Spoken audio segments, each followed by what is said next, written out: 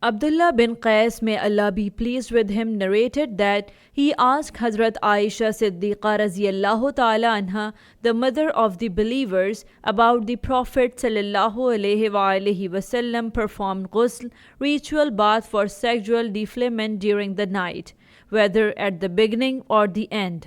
She replied, sometimes he would perform ghusl at the beginning of the night and sometimes at the end.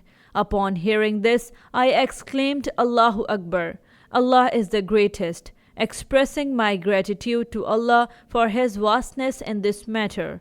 Then I asked, did the Prophet ﷺ offer witr prayer at the beginning of the night or at the end? She replied, sometimes at the beginning and sometimes at the end.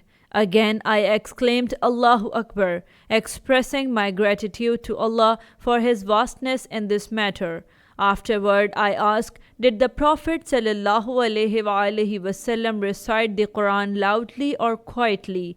She replied, sometimes loudly and sometimes quietly. Once again I exclaimed, Allahu Akbar, expressing my gratitude to Allah for His vastness in this matter. Sahih Muslim.